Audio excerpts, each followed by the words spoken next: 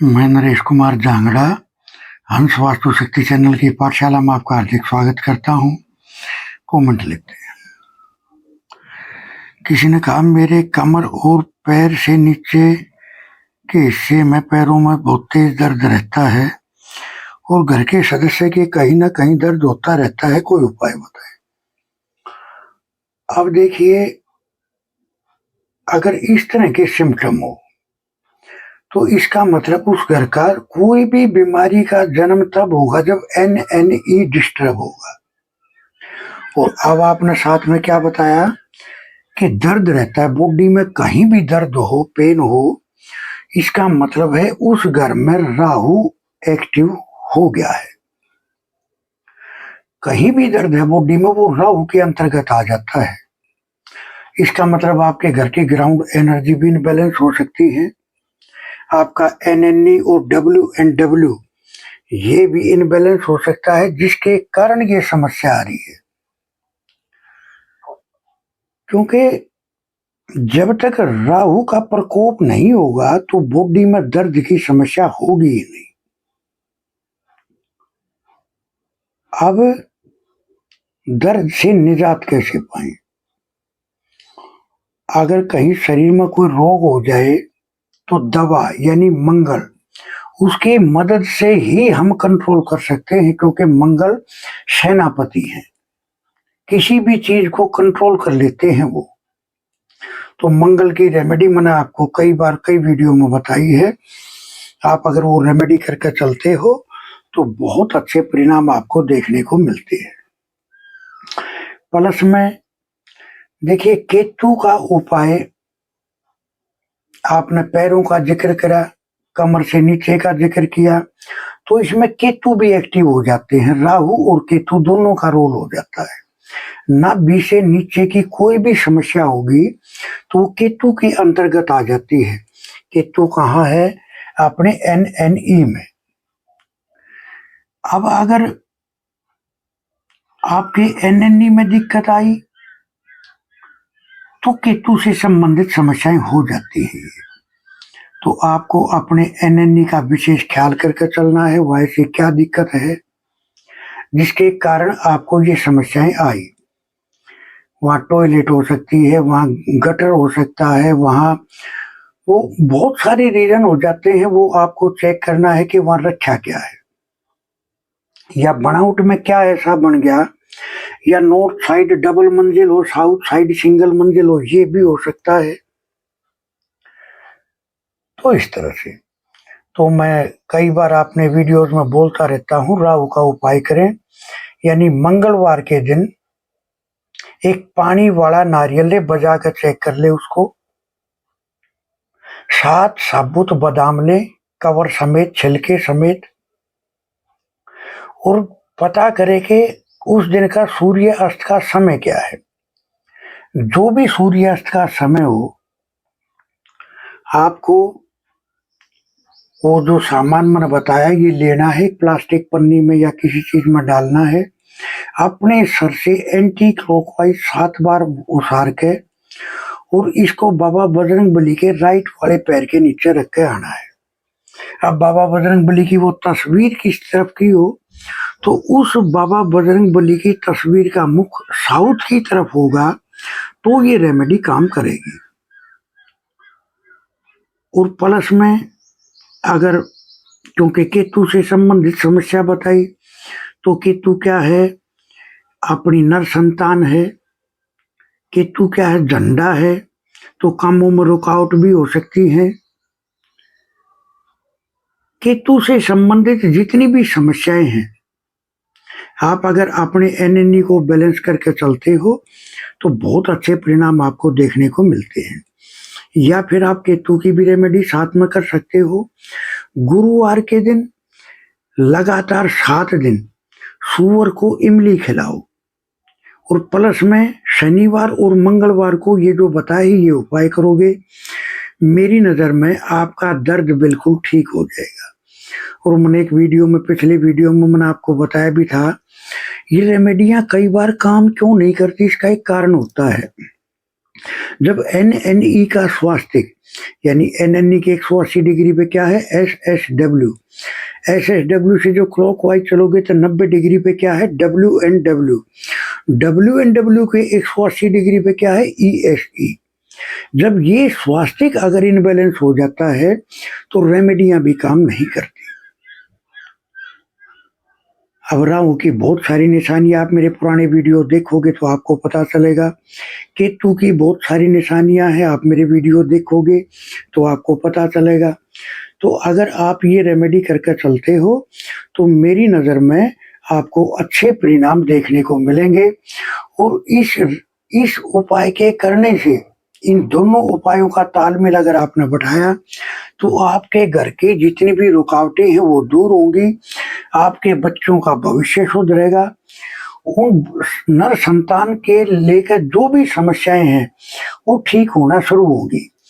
अब नाभि से नीचे के रोग तो पेशाब संबंधी समस्याएं भी हैं, नामर्दी की समस्याएं भी हैं, बहुत सारी समस्याएं वो इन दोनों उपायों के प्रभाव से वो सभी समस्याओं से आप निजात पाओगे।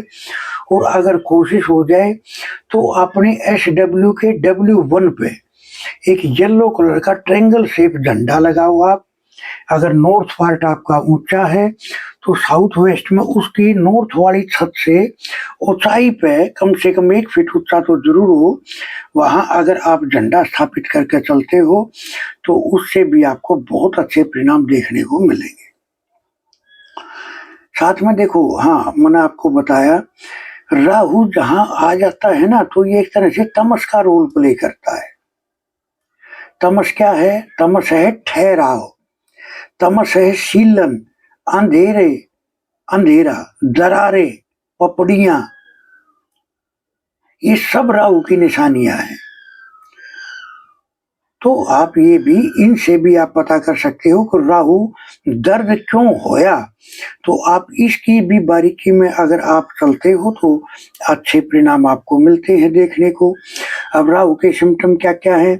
तकरीबन हर घर में गड्ढा जरूर होता है टॉयलेट का, जहाँ सीवर लाइन होती है वहां तो नहीं होते, लेकिन आम गांवों में गड्ढा टॉयलेट का घर के अंदर बना देते हैं या घर के बाहर। अब बाहर बना दिया तो भी वो सीट से ही तो कनेक्ट है ना, या फिर जो अपना मेन डोर है उसके बिल्कुल साथ से अपने घर का पानी निकलता हो, ये भी राहु की निशानी है। तो आप इन चीजों को चेक करोगे तो आपको पता चलेगा कि राहु से संबंधित समस्याएं या केतु से संबंधित समस्याएं आपके जीवन में क्यों आ रही है। देखो, जब तक आप खुल के क्वेश्चन नहीं करते डिटेलिंग में तो फिर बताने में एक अंदाजे की बातें चलती हैं, वरना तो अगर आप अपने सिम्टम भी बताते कि आपके नॉर्थ में ऐसा क्या है तो मैं आपको और भी अच्छे से समझा पाता। किसी ने लिखा, यदि कोई आधा मकान किराए पर लेते हैं तो वास्तु आधी जमीन का होगा या पूरी जमीन का? देखिए सर, इसमें आधी और पूरी जमीन का कोई सिम्टम नहीं होता है। जिस मकान में भी आप रह रहे हो, जिस हिस्से में भी आप रह रहे हो, अगर उस हिस्से की एंट्री अंदर भी है, घर के अंदर आने जाने का रास्ता है, तो पूरा मकान ही आपको चेक करना होगा कि आपका सेंटर से किस दिशा की तरफ आपका जो रहने का आपने रेंट पे लिया हो किस दिशा में है, उसी के प्रभाव आपको देखने को मिलेंगे। हाँ, एक पोजीशन होती है जिसमें आपका सिर्फ वो विशेष स्थान देखा जाएगा। जैसे आपने देखा होगा कई बार, आप आम आदमी के एग्जांपल देता हूँ कि घर के बाहर दुकानें बना देते हैं, उनकी एंट्रियां घर के अंदर नहीं होती, यानी घर में कहीं भी अंदर जाने के लिए पंचर नहीं होता दीवारों में, तो वो उस घर से अलग हिस्सा माना जाता है। अगर इस पोजीशन में है तो आपका उस मकान के हिस्से से कोई ताल्लुकात नहीं है। और अगर उस मकान के जिसमें आप रह रहे हो, जिस कमरे में, रूम में, अगर उसकी एंट्री करके अंदर भी जा रही है तो पूरे मकान का वास्तु ही आप पे काम करेगा। और मैं समझता हूँ आप अच्छे से समझ गए होंगे। तो इस तरह से किसी ने कहा, गुरुजी दिव्य दृष्टि मंत्र का जप कब करना है? देखिए सर, ये जो मंत्र है ये आप दिन में कभी भी इस्तेमाल कर सकते हैं, कहीं भी इस्तेमाल कर सकते हैं। और देखो, दिव्य दृष्टि का मतलब है आपको पूर्वाभास हो जाए, आपको नजर आए, अपने अंदर नजर आए, आपको वो पूर्वाभास होना शुरू हो जाता है कि एक्चुअल में वो चीज है क्या। तो दिव्य दृष्टि का मंत्र का जब अच्छा होता है, ये करना चाहिए। और एक ओकल्ट साइंस वाले के लिए तो ये बहुत जरूरी पहलू हो जाता है, तो करना चाहिए। किसी ने कहा E2, E3, E4 की एंट्री सही है कि नहीं। देखिए, सब एंट्रियों के अपने अपने सिम्टम होते हैं। अब E2 के सिम्टम अलग है, वहां लड़कियों का जन्म ज्यादा होगा, नारी बोल्ड होगी, उनकी हुकूमत चलती है,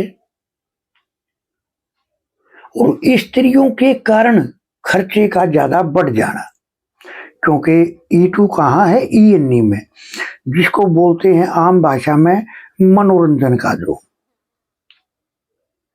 तो ये जो एरिया है, इसमें दो एनर्जियां होती हैं, E2 और E3।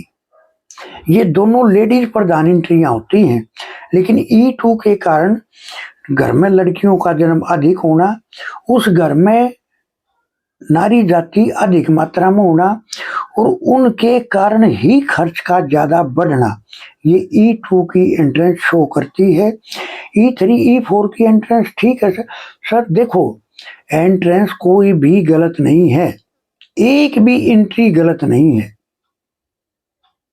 32 की 32। लेकिन सही है कि इसको वो कर्म क्या करता है। तो इस तरह से अब जैसे कपिल शर्मा है, मनोरंजन करते हैं, तो उनको ENE की एंट्री बहुत अच्छी फायदेमंद रहेगी। अगर कोई पढ़ाई का काम करते हैं, टीचर हैं, गुरु हैं, तो उनके लिए WSW की एंट्रेंस ठीक रहेगी।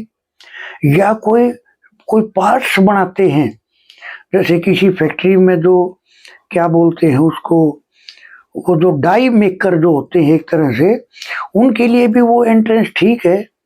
तो देखिए सर, एंट्री कोई भी गलत नहीं होती है, एंट्रेंस तो अपने कर्मों के आधार पर बनाई जाती है। जैसे मैंने एक एग्जांपल भी पिछले और वीडियो में भी एक में दिया था कि लंका बनाई थी माँ पार्वती ने अपने रहने के लिए, लेकिन रहने कौन लग गया, असुर। बनाई थी किसके लिए, देव के लिए। रहने लग गए असुर, तो उनका पतन हो गया।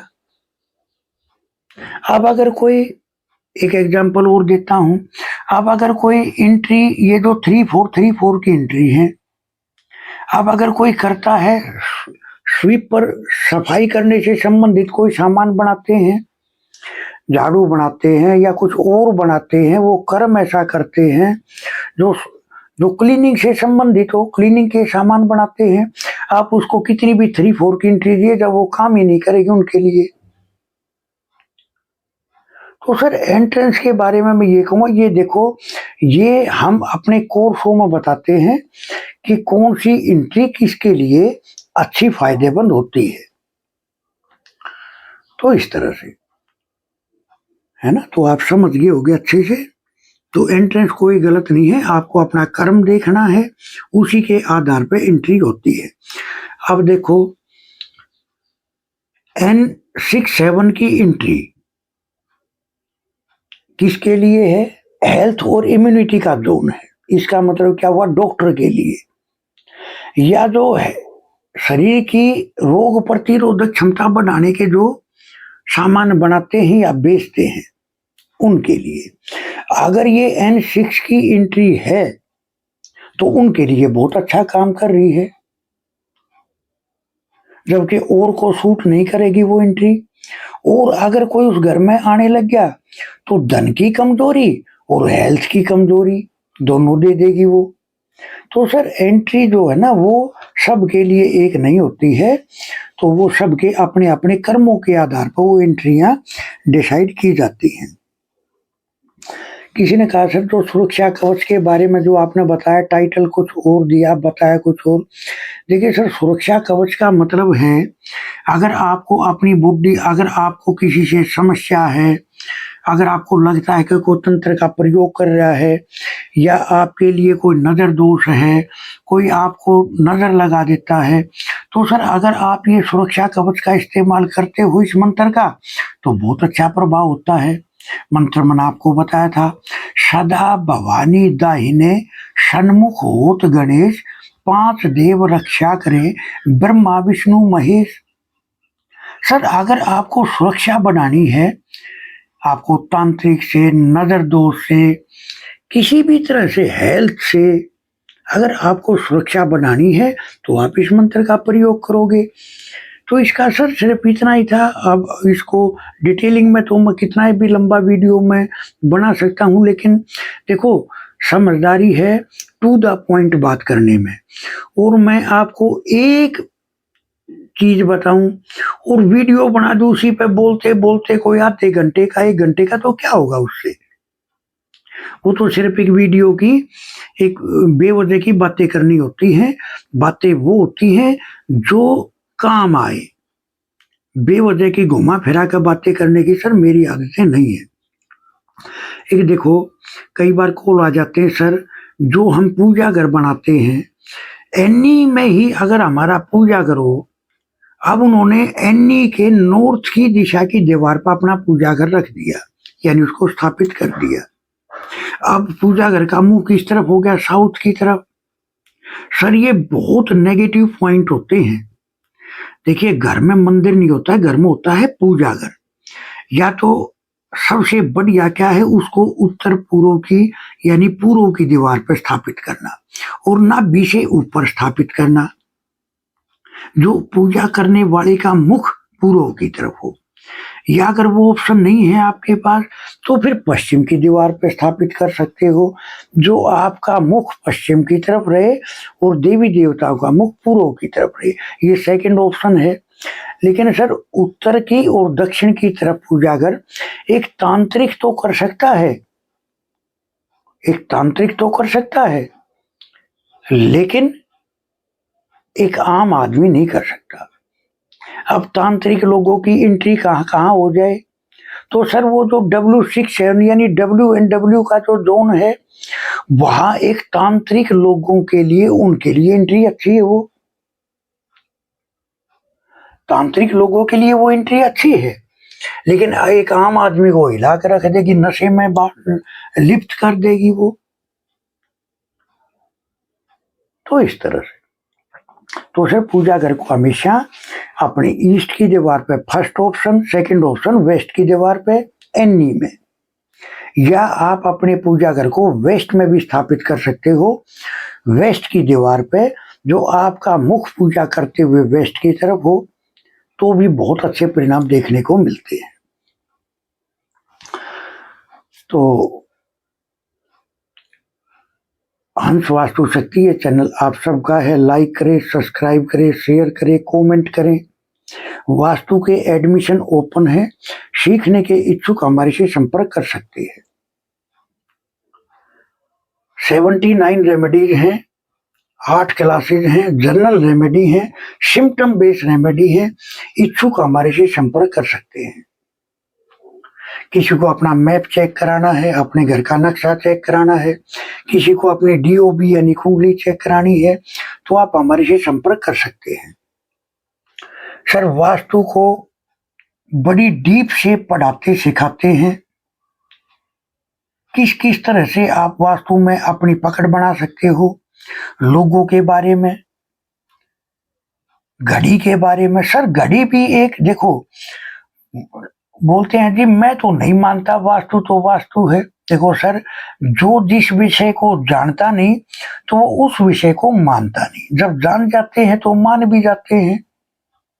आप देखना, जिसकी भी सुई के, जो ये सुइयां होती हैं घड़ी की, जिसकी भी सुई के बीच सी में अगर होल होते हैं, वो खोखलियां होती हैं, आर पार नजर आता है, सर वो अपनी लाइफ में डाउन जा रहे होंगे और कर्ज को बढ़ा देगी ये। आप देखना ये चीज।